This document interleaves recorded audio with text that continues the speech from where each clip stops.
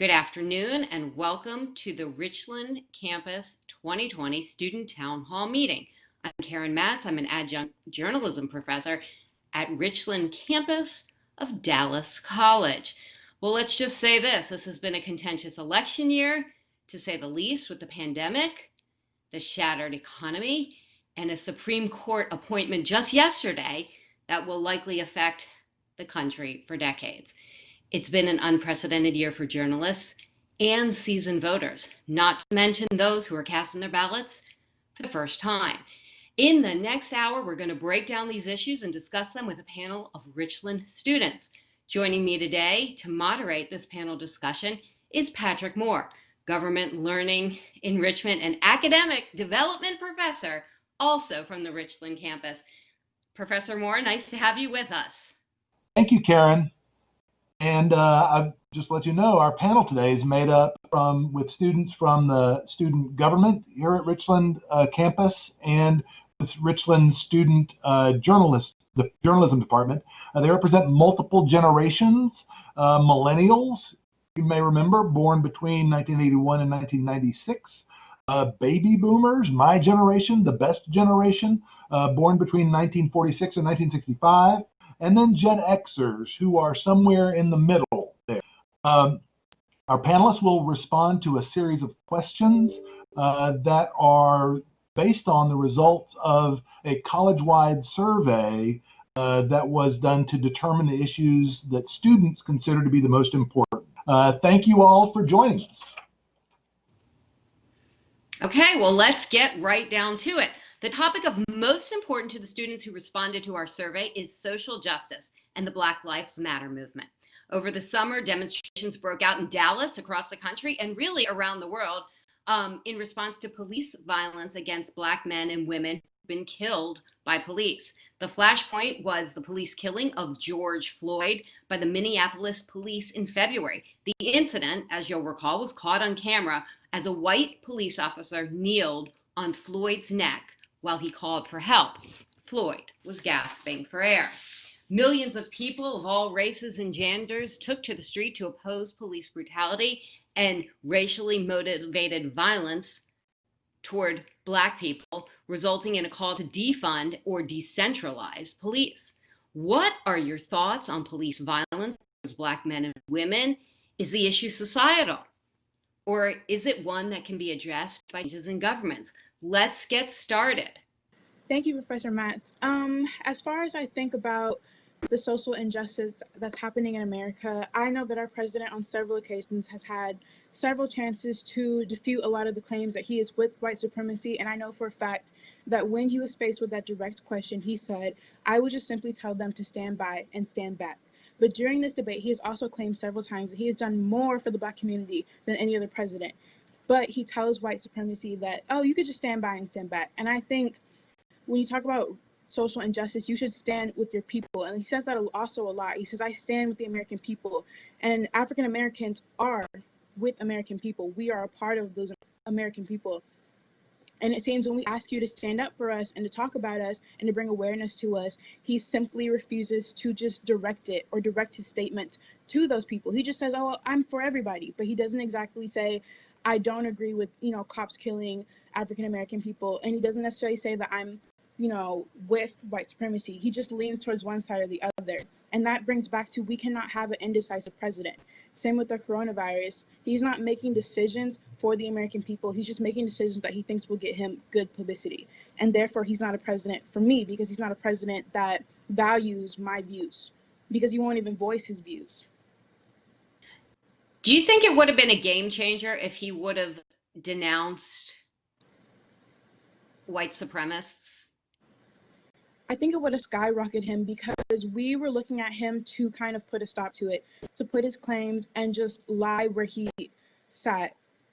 And to me, a man who's in the middle is not a man who's worth leading, because you can't be in the middle when we're in a war, and you can't be in the middle when we're in something like close to another civil war, because there's so much social injustice. And when you lie in the middle, you're lying with either side.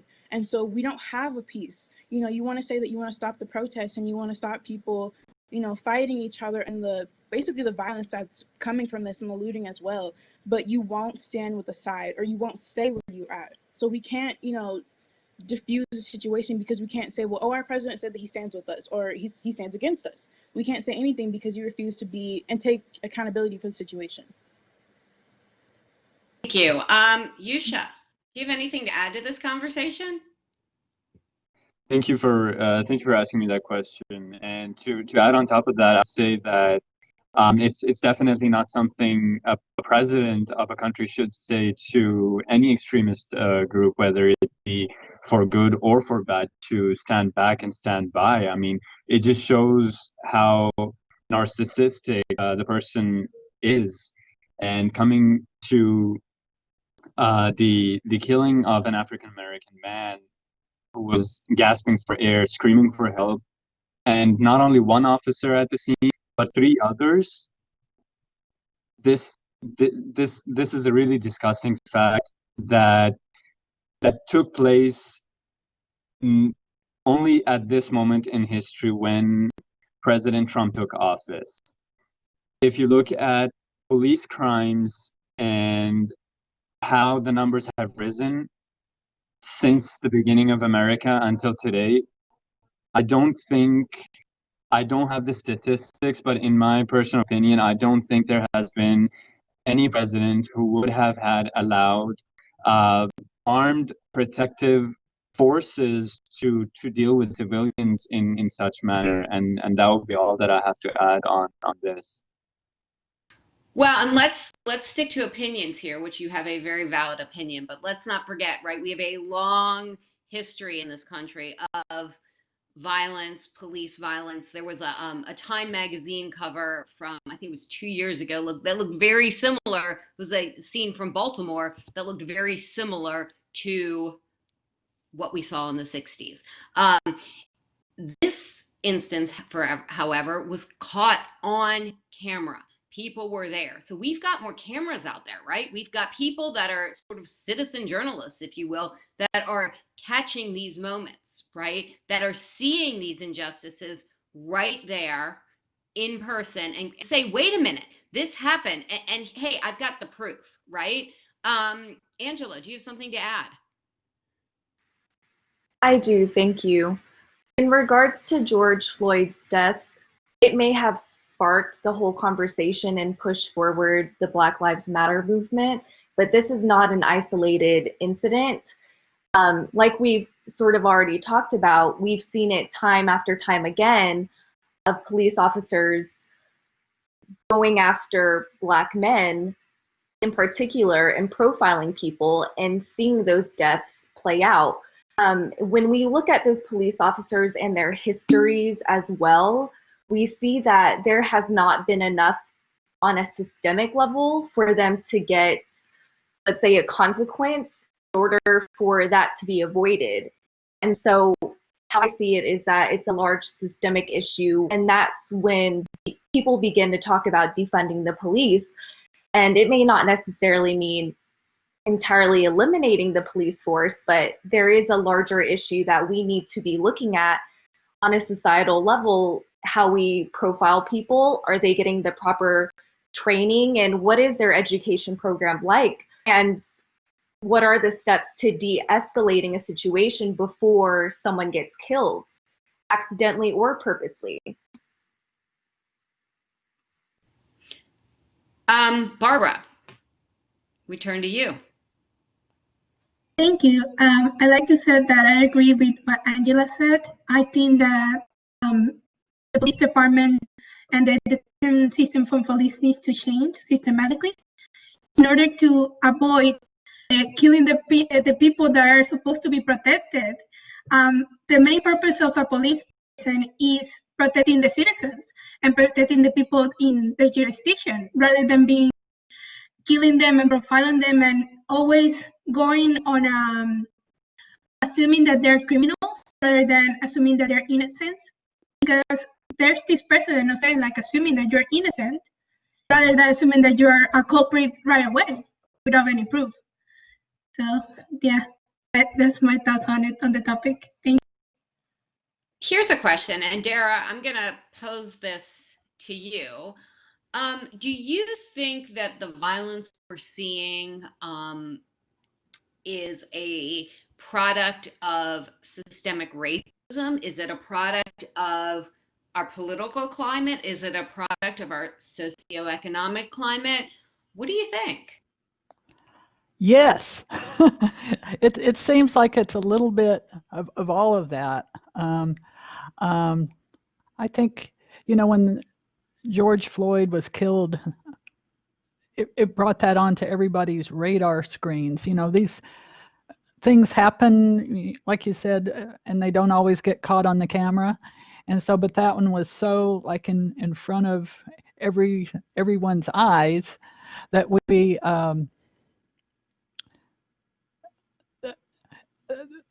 yeah, I got distracted. Sorry about that. That one was so in front of everyone's eyes that the attention was called to that. So there's the systemic racism, and some of us that maybe weren't paying attention to that, suddenly we're paying attention. Suddenly my church is saying, let's read the book Just Mercy and get, African Americans and white folks together and talk about, what's your experience like, and really try to have empathy for other folks. And then as far as the police forces, I don't even know what to do with that. I think there definitely is something there. There's, great policemen out there, but there's folks that maybe shouldn't be doing it. And that's something to talk about. Isn't that true of every profession, though? We've got great police people. We've got, there's one good apple, right? What's the old adage? One good apple can spoil the whole barrel, right? So we've got that in every profession, and yet right now in this country, there's talks about, what's next Tuesday, right? It's election night. We're talking about hearing about riots on election night, right? When have we heard such a thing in this country? Not, probably 20 years, maybe longer. I'm sure Professor Moore can speak more to that.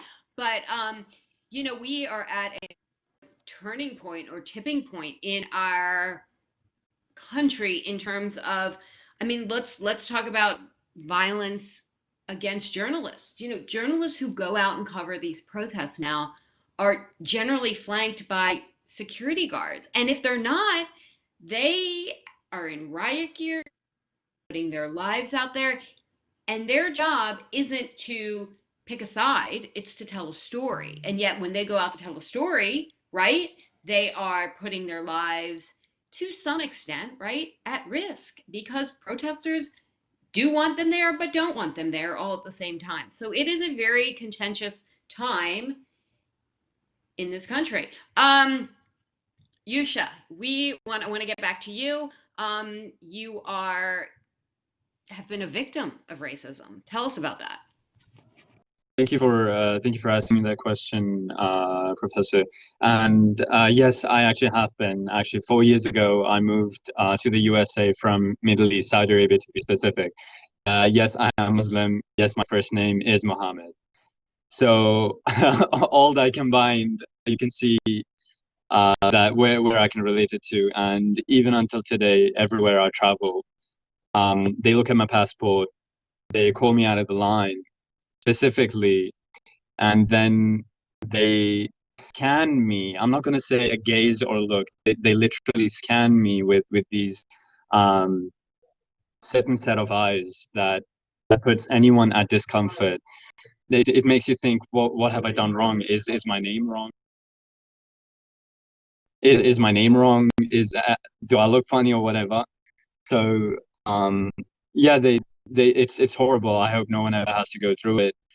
Basically, what they do to me is they request me to strip down and then search me, as well as they take all of my belongings that I'm carrying, my luggage, my hand carry, and everything, and they open it as a display piece for everyone to see, to just kind of humiliate or put someone else down. So it's this kind of people might think that, oh, we're in the 21st century, racism is much behind us, but in reality, until and unless you're in that person's shoes, you don't understand what it truly feels like, or what it's meant to be a victim to such horrid crimes.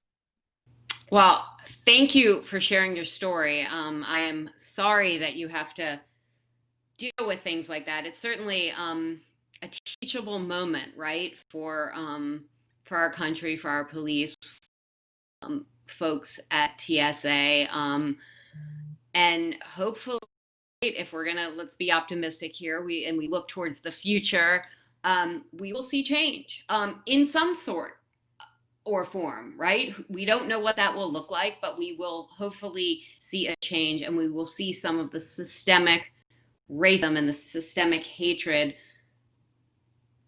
quelled. That can be our hope, right? That can certainly be our hope.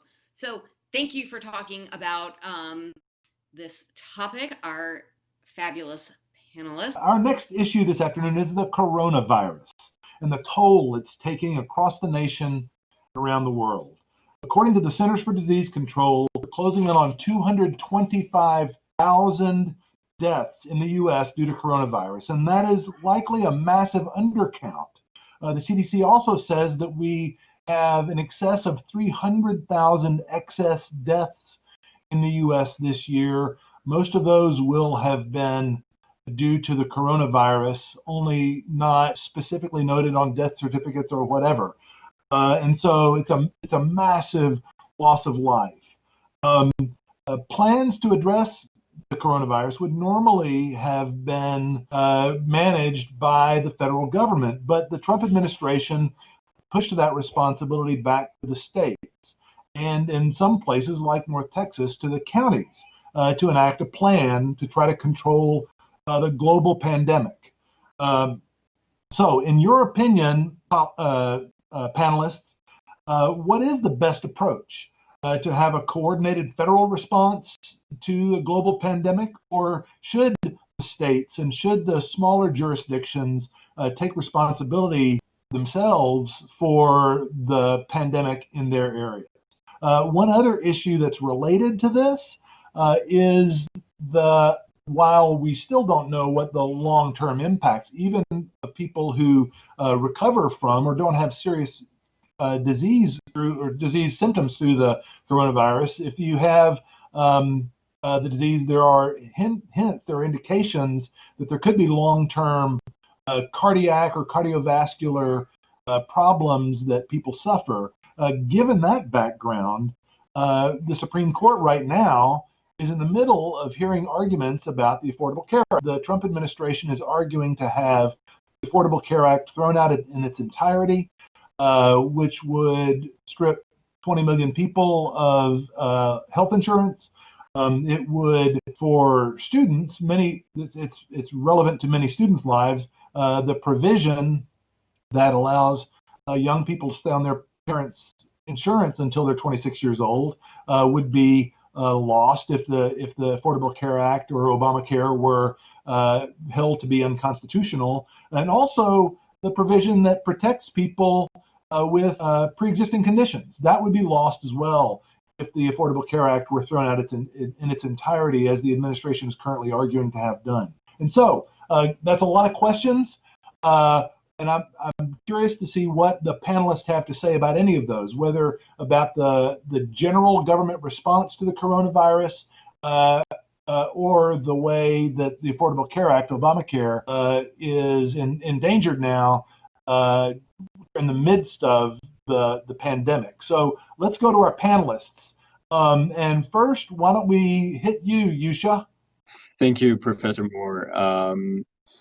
About the Affordable Care, I mean, a lot of students do in fact depend on it, and me personally, it's really remarkable to see how a person can completely ignore the fact that the future generation is highly dependent on something like this, especially in times where illness and any kind of the slightest disease or any underlying conditions can really push you over the edge and make you more susceptible to the COVID-19.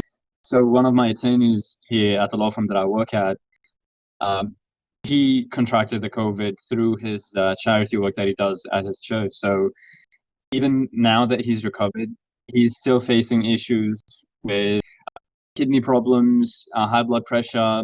There's like a lot of stuff going on with him. He's unable to show up. Under the light of that and the Affordable Care Act, it's really not that difficult to see that something to help people recover, to help people live longer, to help people with their bills for to paying their medical bills, and you just want to take it away based on a superficial grudge that you have against the person who initially placed this act. So it just goes to show how incompetent the current sitting government may be with decision-making skills, and the fact that everything that was promised during his campaign, most, if not any, has not been fulfilled. So when it comes to that, I mean, it's really a shame to see such acts being in place. Okay, thank you, Yusha. Next, why don't we hear from Barbara? Thank you, Professor Moore. I totally agree with Yusha. I think that even if the Affordable Care has flaws, right now, the global pandemic is not the moment to change it or even to eliminate it. And on regards of how it has been managed within the counties and the state, I feel like in an ideal world, in an ideal country, it will be managed by the federal government. But so far, the government has been very much against the close down of the country because of the coronavirus, and has been very against the recommendations of their own scientists and doctors in the response. So I think that at least federal mandate for masks should be in place in the very least. And also, we cannot, right now with the pandemic and how the spikes are going up and the new waves that we're experiencing, it's not the time to open back the economy completely. Like, I can see some companies being open or some special places, essential workers being open. But opening the economy right back to what it was last year is probably not possible without getting a very big wave of new cases and also a huge spikes of death, which right now the priority should be the life of the people rather than opening back the economy. Great. Dara, what is your opinion about all this? Well, I think let's look at a country that's done it well, which is New Zealand. They shut down, or at least last I knew, they had shut down, and there was a point where they had gotten their transmission down to near zero. And then they were able to kind of open back up and do life as normal again. Now, last I knew, there was maybe an outbreak, and I don't know where that went because I haven't followed the story. But I think maybe one thing what's different there than it is here, there they kind of, the people kind of got behind their leadership, and everybody got on board, and they were in it together. I'm not sure that would work here because we're such a divided society at this point. There's stuff pulling, right and left and up and down every which way. Even our government's response has been like that. We did the shutdown in March and April, and then Texas began to open up, and remember thinking, really, you're going to open up? And they're like, yeah, we need to open up our economy. And then at one point, our cases rose up, to the point where we had to do the mask mandate. But there was all the back and forth between our Texas governor and our county judge here in Dallas that, it's a person that just doesn't want to catch the virus. I found it kind of maddening. Can we coordinate? Can we all work together? And then, Trump thinks it's going to magically go away. And I think, how I would wish that someone else, with a different paradigm was, leading the pack, and maybe somebody that we could all get behind. I don't know if that's possible because, we are so divided in this country, but that's what I would like to see. Yeah, it would be great if we could all get back together again. I'm just noticing a news report saying that Governor Abbott is going to send 1,000 troops to Texas cities to monitor voting. I'm not sure. I need to get some more detail about that, but it sounds a little bit ominous. I'm sorry. I just was struck by this breaking news report there. Let's see, Angela. Angela, I'm sorry to keep you waiting. What's your opinion about the whole coronavirus thing?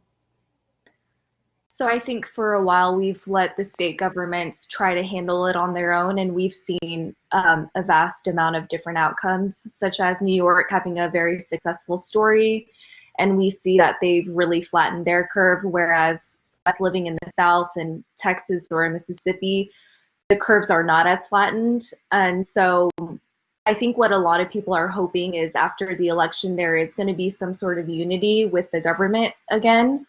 And what I'm hoping personally as a constituent is an executive order that's in place nationwide where we are going to have stricter protocols as a nation in order to flatten our entire curve. Because in the US, we're still seeing the death rate higher every day, and we still have over 200,000 people that have died here. And so I think for a long time we've tried to let states handle it and mandate it on their own, and with little success. So that's how I see we should be tackling the coronavirus pandemic. Good. Thank you. And Reagan, we haven't heard from you yet. What's your thought? Thank you, Professor Moore. As far as when it comes to the responsibility, I really heard Senator Harris when she said, "You are our commander-in-chief." Excuse me. And that really just made sense to me, because when I'm listening to him talk about, the coronavirus and how he tried to handle it, or, he tries to blame the Democratic Party and say oh, they didn't want him to handle it, or all this different stuff back and forth. He never once said, it was on my shoulders, until Biden called him out and said, you waited. And he was like, okay, well, yeah, then it's on me. And I feel like he never really, also same thing when it comes to racial injustice, he doesn't put his stance on anything. And yet what he does put his stamp on, or what he does try to put his foot in, is stuff like Affordable Care Act. He tries to change it or come in and sidesweep it, and basically, to me, it just is a superiority power that he's trying to prove. He's trying to prove that he has some type of claim or some type of power over what the Obama administration did. He's just trying to come in and change everything, and to me, that has no value and that has no creed. I totally agree with Angela. We need some type of unity, because right now it shouldn't be state against federal. It should be everyone come together, because we don't know what this is. And instead of blaming people or blaming China, it's here now. It happened. What are we going to do to stop it? And I know they're talking about making this cure that's supposed to make everything better, but even then he's not unified with his own medical team. They're coming out with their own reports, and he's saying, oh, we're going to get it before the election, or going to get it after the election. There's no unity, and that, as an American citizen, is hard. That's hard to take, because you don't know which side you want to go, you don't know what side you're pulling. But everyone needed to come together and say, this is what we're going to do to save lives. And that's all I wanted to hear. And instead I'm hearing the economy needs to open, the economy not needs to open. But as a person who, does work and is in that field every day and deals with people and is scared and has had a coronavirus scare, I want to know what's next. And I want to know from everybody it's the same answer, not from a medical team here, Trump here, and somebody else there. I want to know, as one unification, what I'm walking into as an American citizen, what I need to do to better my chances for people in my household and people outside of my household. That's all I have to say. Okay, Reagan, thank you so much. We've had a new addition to our group, and Ferdinando has joined us, and so I think I'm just going to go ahead. I think we have time here to add Ferdinando into the discussion. We have just a couple of minutes. Ferdinando, don't be long-winded, but what do you think about the whole coronavirus thing? You got just a minute to tell us. Just a minute? Nice. I like challenges. So, okay, well, for me, I really support Regan's view. I feel like the whole aspect of coronavirus is being looked more toward, like, let's give more importance to economy instead of the people. And really, the economy is run by the people. So if you don't think of the people interest in this regard, you're not really looking into the interests of the people you're supposed to serve. So I would like to see an approach different than the one that is being perceived right now, where let's focus on the health of people as other countries have managed to achieve, and that will eventually be making the whole experience shorter, will affect your economy long term, instead of just kind of like having these ups and downs that is just really going nowhere. I think that's what we should try to aim, and hopefully after all these elections we get to have something more cohesive, even though I don't think it's gonna quite happen, since we still have our states are different parties. But I mean, we can only always hope. So that I'm gonna keep it short. Okay, thanks, Fernando. And I have to say, I love the red lights on your earphones. They look like sort of an alien spaceship firing photon torpedoes or something. What? It just helped me listen to all your ideas better. That's all it does. Very, very dramatic. Very dramatic. I like it. Okay, we are finished with our coronavirus topic now. We're going to move on to the next topic today. Karen? Thank you. And just a couple fun facts as we're talking about coronavirus, and we've got these upcoming like big elections, right? First of all, Vice Presidential candidate Kamala Harris is going to be in Texas on Friday, right? It's very interesting to see showing up, right? And I know Professor Moore knows a lot more about this than I do, but it's very interesting to see the Democrats showing up in Texas right at the tail end of election. That's because they think, right, this is some of the headlines are saying, that it's a Democratic win in Texas is within reach. And I believe that it was in 1976 was the last time we had a Texas went Democratic. I know Professor Moore will correct me if I'm wrong there. But oh, you're great. You're great. Okay, we were looking it up the other night.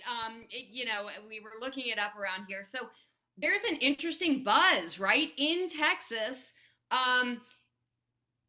for many reasons right now with this election coming up. So I know that that is Professor Moore's wheelhouse, but some fun facts there as we shift into the economy, because a lot of people are voting on the economy, right? President Trump says we've got the greatest economy that we've had for a long time. Experts completely refute that idea, right? So in the early days of the pandemic, right, unemployment soared nationally to 15%. It's since resolved to about 7.9%, in part due to furloughs and people who stop looking for work. According to MarketWatch, those numbers could be several points higher, 11 or 12%.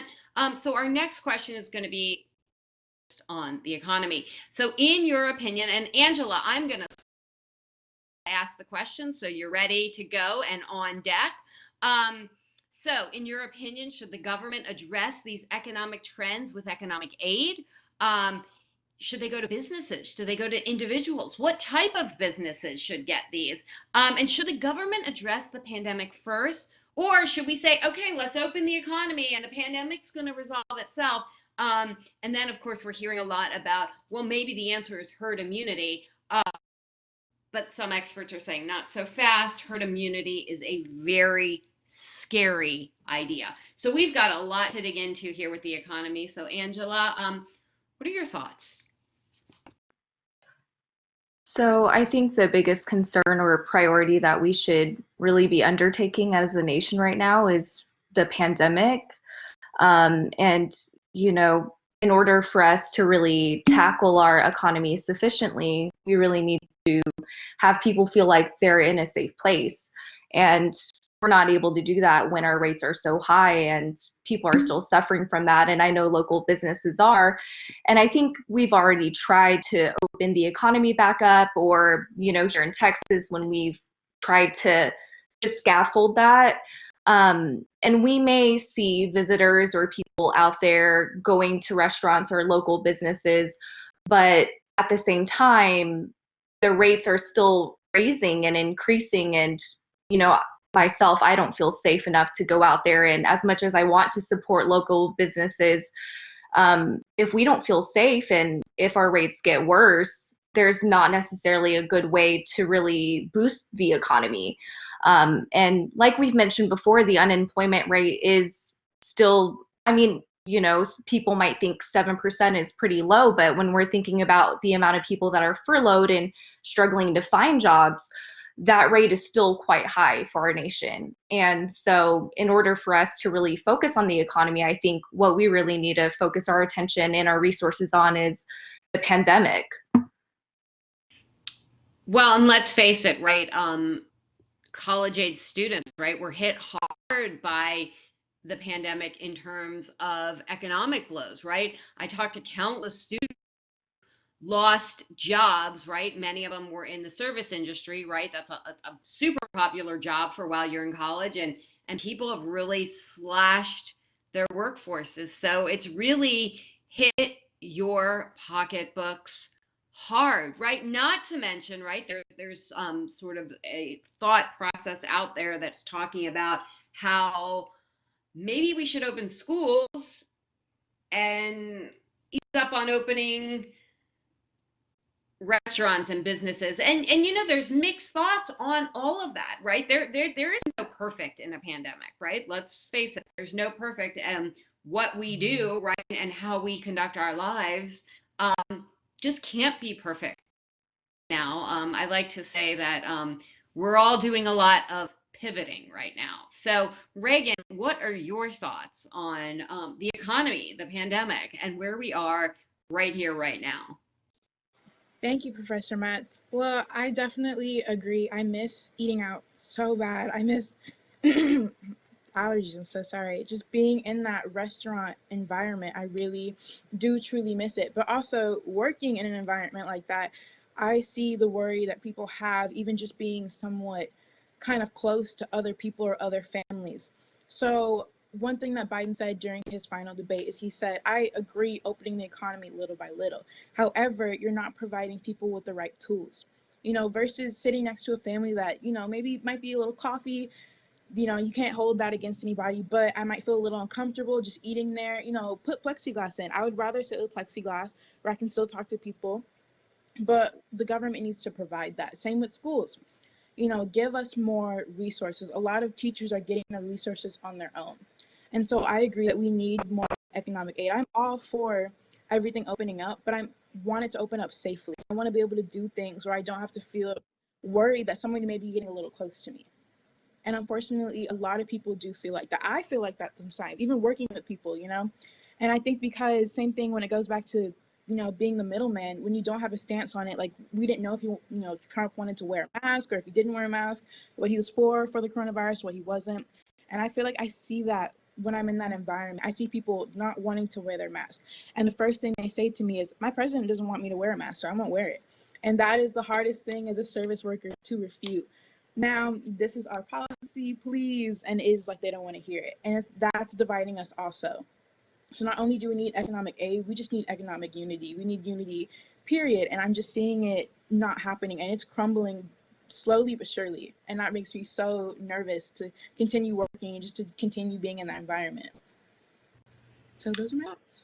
Well, and you have to think about, right, at the beginning of the pandemic, we didn't know where this virus was coming from, right? We didn't know whether it was on packages, on our mail, on our clothes, where it was. We know a lot more about this virus now.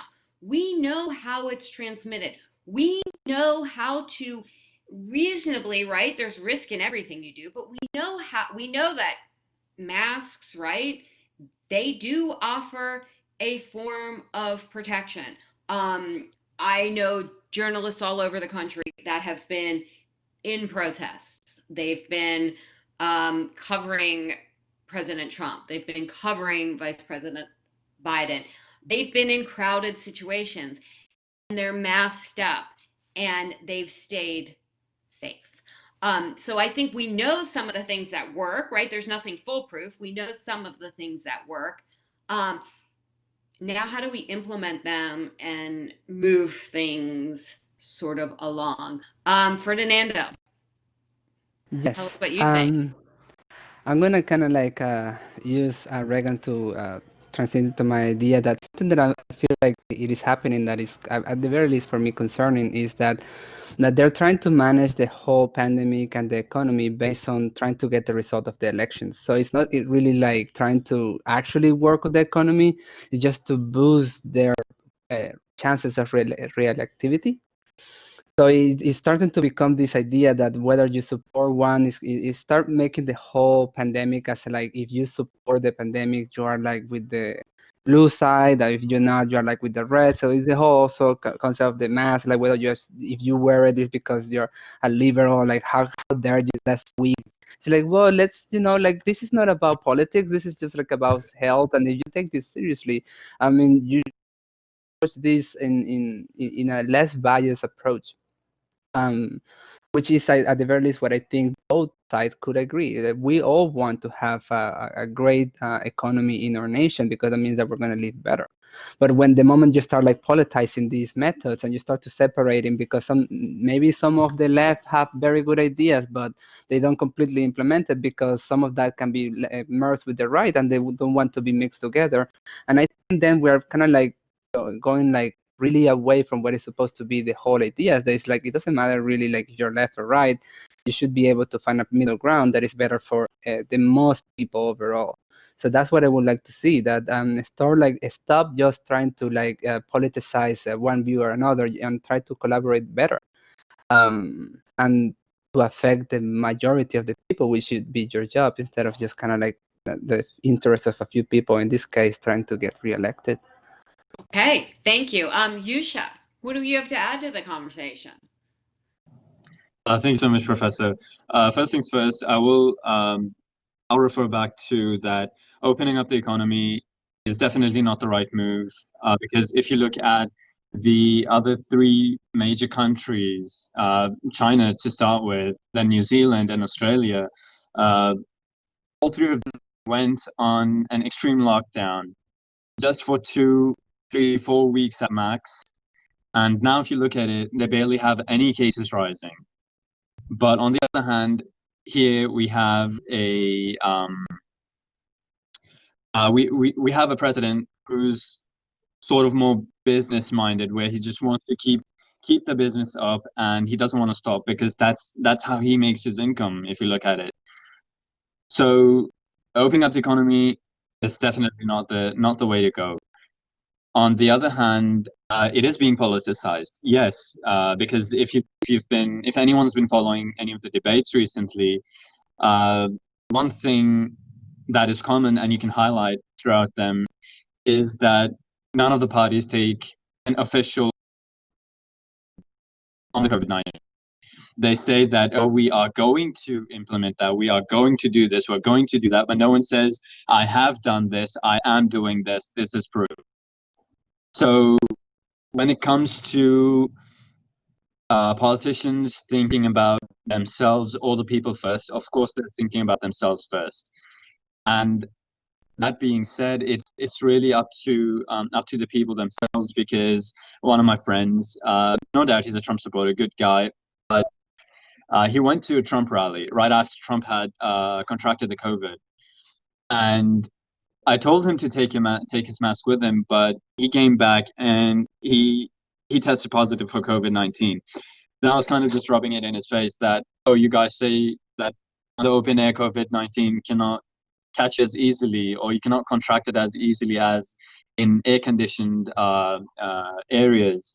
So as far as the IQ of a certain person, I'm not too excited about what he has to say next on either side, to be honest. Okay, thanks. We are going to get to Dara very quickly before we switch to our next topic. Dara, tell us what you think. Thanks, Professor Matz. Well, I think deal with the virus. We've already seen the proof in the pudding down in New Zealand. Deal with the virus, and then we can open up.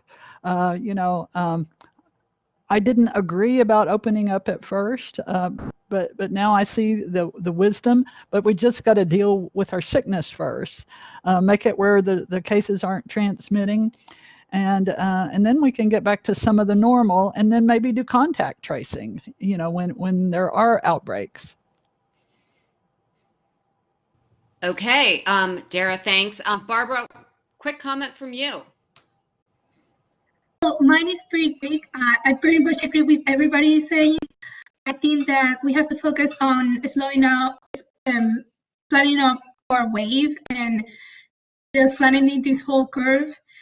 And in regards of math, I think that it shouldn't be politicized at all. It is about keeping us safe. It's not something of whether you are weak or you are which side of the aisle. It's just something that we should all be taking part of, and really is about taking not only about of ourselves, but also taking care of everybody around us.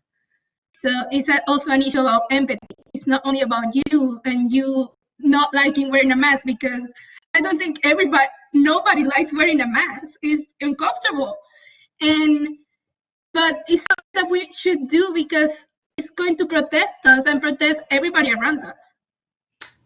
Okay, well, we will leave this conversation there, and I will turn it back over to Professor Moore. Thank you all.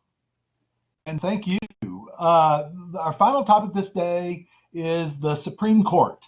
The current administration has focused a lot of attention on deregulation. They've rolled back a wide range of rules and regulations concerning education, finance, the environment, transportation, etc.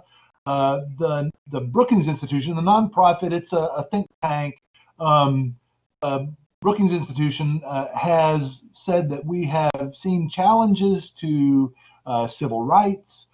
We've seen challenges to protections for dreamers in the country. We've seen challenges to reproductive rights. We've seen challenges across the board. And whatever you feel about those, the fact is that the current administration is moving aggressively in all those areas. And recently, of course, we lost Supreme Court Justice Ruth Bader Ginsburg, and with her death, the administration moved very quickly and has just yesterday achieved the confirmation of the president's nomination of Amy Coney Barrett to replace Justice Ginsburg on the court. The court has had a conservative majority since 1972, since the advent of Potter Stewart and William Rehnquist on the Supreme Court in 1972. Adding Amy Coney Barrett to replace Ruth Bader Ginsburg gives the conservative wing of the court a 6-3 majority rather than the 5-4 majority they've had essentially since, as I mentioned, 1972. And so right now we have the administration challenging voting rights in a number of ways. And in spite of these challenges, and in spite of the fact that we're right here in the middle of a pandemic and an election, the Republicans, who have a majority in the Senate and are perfectly within their constitutional right, and it's their duty to replace an empty seat or to fill an empty seat on the Supreme Court, they approved Justice Barrett's nomination with no Democratic votes and losing 2 Republican votes. So have any of y'all been watching that play out, that whole drama play out? And if so, what are your thoughts? What concerns might you have? Let's start with you this time, Dara. Okay. Thanks, Professor Moore. Well, my initial thought has been this is kind of quick. There's so much at stake with the election coming up. And, I think of when Bush and Gore, had there was a, contest over who actually won the election. And I personally, I lean to conservative, but I still don't like dropping someone in right before the election, especially when Trump has said things like, well, if he doesn't win, then there's voter fraud and so forth. And then if the Supreme Court would rule on that, it seems, I don't know, it seems like they're stacking the deck a little bit. And I think back to 2016 when Barack Obama wanted to put in his Supreme Court pick, and Mitch McConnell, the same fella, he's saying, well, no, we have to wait and let the people speak. But this time he's rushing it through. And to me, the Senate in some way has, or actually Republicans in general, have felt like enablers of Trump. It's like all of a sudden everyone's just behind Trump, and you're not hearing their opinions the way you would have, like 6 years ago. And so I'm concerned that we're, doing what's good for Trump and maybe not doing what's good for the country.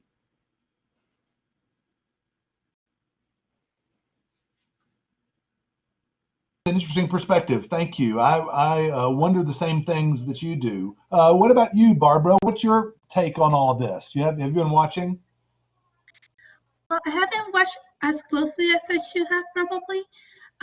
I've mainly been focusing rather on the news rather than watching the hearings, which is something that I think I should have as a resident of this country.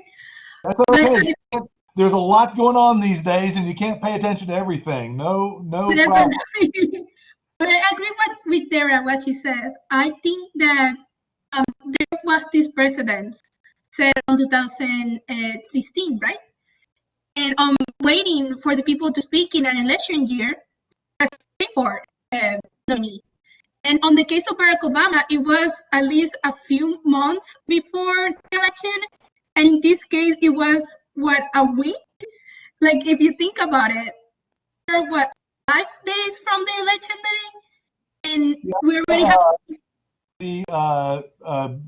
Senator McConnell, the Senate Majority Leader, said that we couldn't fill the seat that was vacated by the death of Antonin Scalia with President Obama's nomination, Merrick Garland, and he held that seat open for 11 months, almost a full year, because it was an election year and we should let the people have a say. In this case, he decided that the people didn't need to have a say, and instead of waiting 11 months, we filled the seat 8 days before an election. So there you go. Yeah, that's correct. Thank you for clarifying the months, because I thought it was a little bit less, but it was a lot of months before the election. And it sort of makes a disservice to Ruth Bader Ginsburg in a way, because almost the day when she died, they were already talking about her replacement. And I think in general, I'm not sure it's something about me, like she was very loved by the people. So I think there was time needed to mourn her rather than to focus on what is going to happen next, of her replacement, on all of that and all the political side of it, rather than focusing on her and her legacy. So that's my thoughts on the topic. Thank you. Got it. Thank you so much. Reagan, are you out there? What do you think about all of this? Thank you, Professor Moore.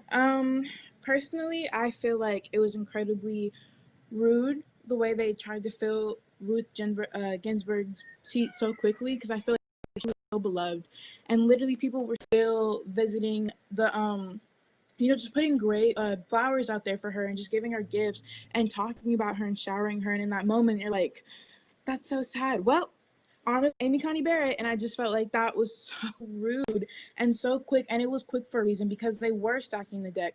And I feel like, Pence and Trump argued that everyone bullied her when they announced her. And I feel like as a Christian, we hold our opinions a lot because it's not our place. unfortunately, in her profession, her colleagues have said several times that they have seen her make decisions not only based on her religion, religion and her background, but just based on her opinions. Like, she's swayed by the things that she believes, and that's not somebody who rules fairly to me. And she's swayed in a very unfair way. I read about her immigration cases, and these people qualified for everything. They were able to come over here, but their children had died from a disease, I believe, like last minute. And instead of saying, I'm so sorry, you still qualified for everything, we're still going to bring you over here, she said, oh, we never had children, they were fake. So then when they provided the death certificates, she was like, no, I don't believe that you should be over here. And all her colleagues were like, they have every reason to be here. They qualified for everything. And she just said no. And people said even today that they feel that she was swayed because she feels that immigrants shouldn't be in America. And I think that somebody who rules like that doesn't rule with their head, they rule with their heart. And that's not a good leader, because you can be swayed so easily by somebody and somebody's opinions. And you should have your own, especially as somebody who is like the face of the Supreme Court. Like, you should know who you are as a person and be grounded in that. Not grounded in who you are as a Republican, but grounded in who you are as a Supreme Court person. And I feel like she's not that person, and has shown that several times throughout, her profession. And that to me is just not somebody that I can really stand with. And it just shows that Trump, because he also aligns with her values. I feel like if they had different values, I would respect his decision more, because that means you have the capacity to, still have a relationship with the person and think they're a good person, even if they don't align with your values. And so, yeah, I do agree that they stack the deck in their favor. Okay, thank you so much. Angela, why don't we move to you? Are you keeping up with the Supreme Court appointment, Angela? Yes, I am. And just from listening in on the hearings, it is a little concerning to see that she's avoiding certain questions in terms of how she would handle certain policies for climate change, or even naming the First Amendment, and being unable to name all of the attributes for that. I think it's concerning, being a constituent living here. And like you were mentioning before, traditionally we've seen a 5-4 ratio.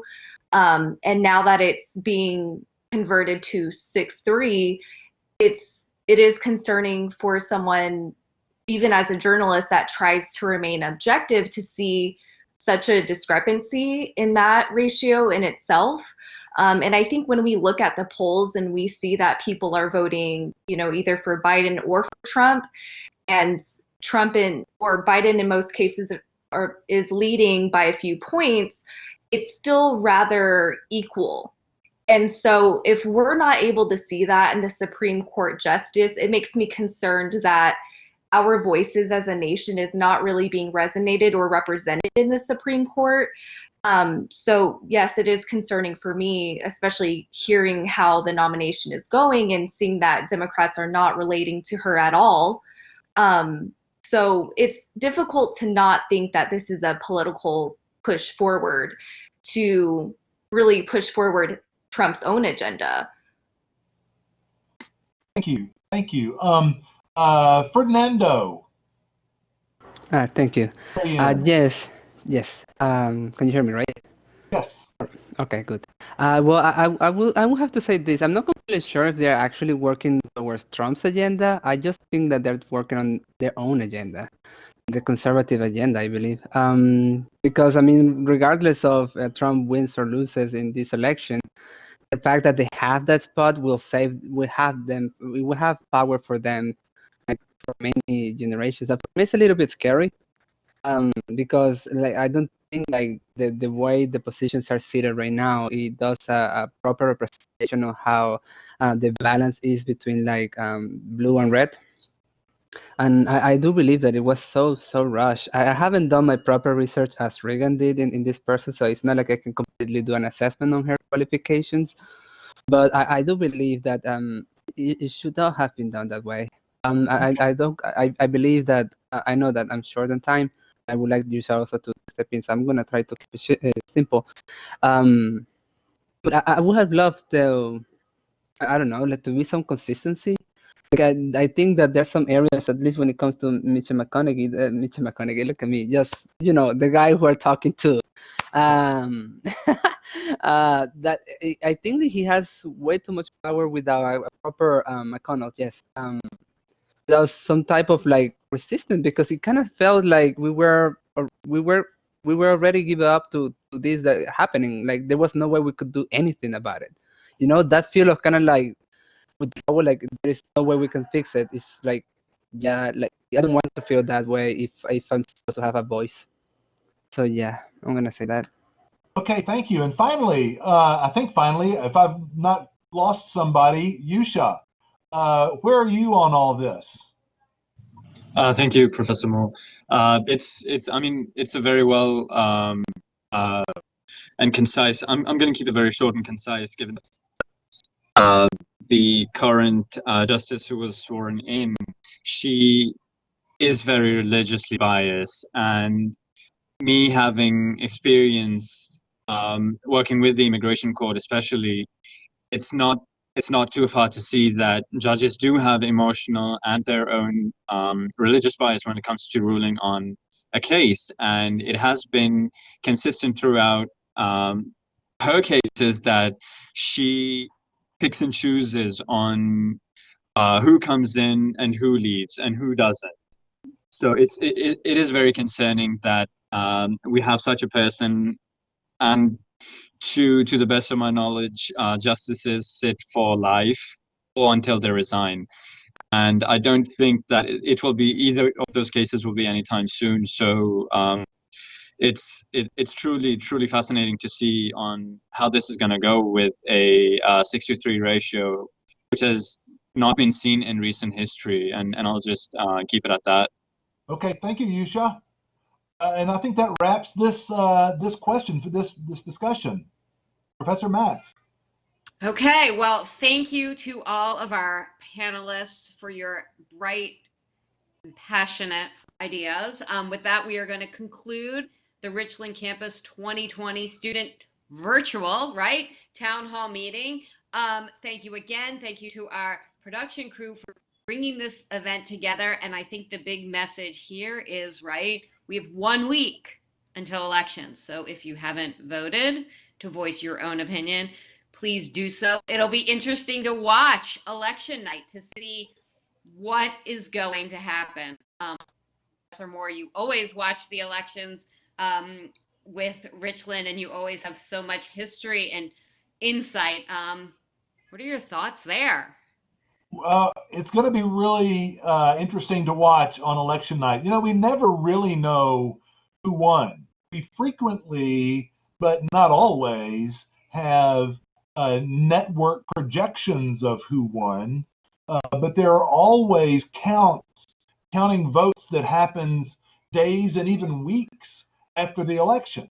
And so we never actually know who won until December when the Electoral College meets, and then in January 6th, when the ballots, the Electoral College ballots are opened in Congress, then is when we know who won. And so anytime you hear someone say, we need to know who won on November 3rd, that is not realistic. We never know who won on November 3rd. It's not a change that we won't know who won on November 3rd on election day. It is the norm. We never know.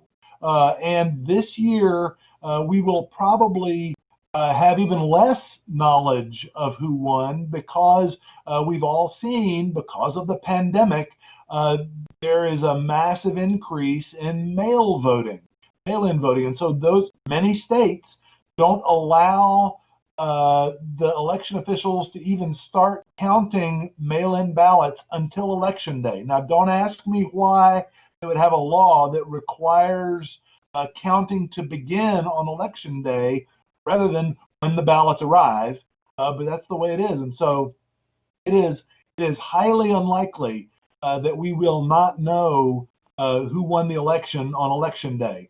And let me tell you, that is not a sign of fraud. That is not a reason to be concerned about fraud. That is the norm, and that is what we always have, and that's what we will have even more of in this election cycle than usual. We will be having our show on November 3rd, so I hope everyone will tune in. I think we're going from 6:30 to 8:30 or 9 o'clock on election night, and then we'll have another election wrap up in the days afterward. So that should be a lot of fun. But as Karen just said, everyone vote. Be sure to vote. We do have early voting going on up until this Friday, and then you can vote on election day on November 3rd. Now, and in Dallas County, you do not, remember, have to vote at your precinct. So you can vote in any voting location, any polling location in the county if you live in Dallas County on election day. So that does make things a little bit easier. And because there are a lot of polling places, you can probably find one. If your polling place has a long line, you can probably go to another nearby polling place and there may be a shorter line. You can, I know that Dallas County did have, and I haven't checked it in a while, but they did have a spot online where you could go and look for polling locations with short lines. So hopefully they will have that operating on election day. I didn't think about it until right now, or I would have looked it up in advance. So keep that in mind if you're interested in a short line to vote. Okay, and I need to be quiet. Thank you all for being here, and I think Professor Matz is going to close us out. We're just going to wrap it up. As always, your insights are fascinating. Our student panelists were phenomenal. So on behalf of the Richland Student Media and the Richland Student Government Association, thank you all for joining us, and we'll be watching next Tuesday. Have a good one. Bye, thanks.